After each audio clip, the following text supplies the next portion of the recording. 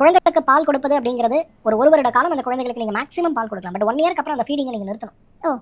ஏன்னா அந்த காலத்தில் வந்து 2 வயசு வரலும் கொடுத்தாங்க, 3 வயசு வரலும் கொடுத்தாங்கன்னு சொல்லுவாங்களே தவிர அது பெரிய முட்டாள்தனமான வேலை. அந்த குழந்தை ஆக்சுவலாக இன்னும் பலவீனமாக தான் போவாங்க. உடம்புல இருக்கக்கூடிய ஹார்மோன்கள் தான் உங்களுக்கு தாய்ப்பாலை சுரக்க வைக்குமே தவிர நீங்கள் பால் கொடுக்கறதுனால உங்களுக்கு தாய்ப்பால் சுரக்காது.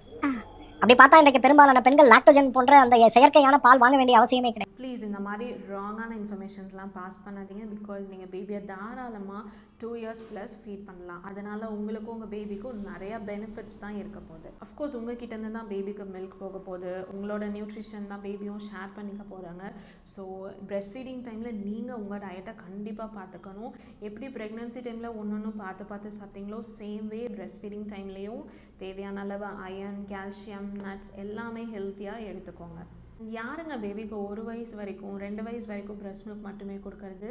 கண்டிப்பாக இல்லை. 6 மந்த்ஸ் மட்டும்தான் வந்து எக்ஸ்க்ளூசிவாக நம்ம ஃபீட் பண்ண போகிறோம். அதுக்கப்புறம் கிராஜுவலாக சாலிட்ஸ் தான் கொடுக்க போகிறோம். அண்ட் இன்னும் சொல்ல போனால் நம்ம பிரெஸ்ட் ஃபீட் பண்ணுறனால breast cancer and other reproductive கேன்சர்ஸ்லாம் கூட வராதுன்னு ரிசர்ச் சொல்லுதுங்க. கண்டிப்பாக நீங்கள் ஃபீட் பண்ண மில்க் சப்ளை இன்க்ரீஸ் ஆக தான் போகுது. அதில் எந்த விதமான மாற்ற கருத்தும் கிடையாது.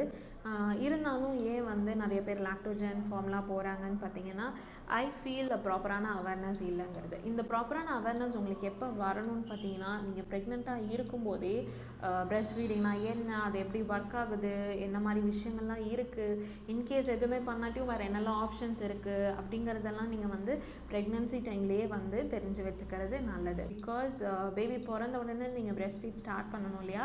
ஸோ அந்த டைம் போய் இது எனக்கு ஒர்க் ஆகுதா, இது எனக்கு ஒர்க் ஆகலையா, இப்படி பண்ணி பார்க்கலாமா, அப்படி பண்ணி பார்க்கலாமாங்கிற கன்ஃபியூஷனாக அவாய்ட் பண்ணிக்கோங்க. அது அகெயின் உங்களோட ஸ்ட்ரெஸ் ஹார்மோன்ஸை தான் ஜாஸ்திப்படுத்தும். இதெல்லாம் நீங்கள் ப்ரெக்னெண்ட்டாக இருக்கும்போதே தெரிஞ்சு வச்சுக்கிட்டிங்கன்னா பேபி பிறந்தானா it's going to be a cake work for you definitely.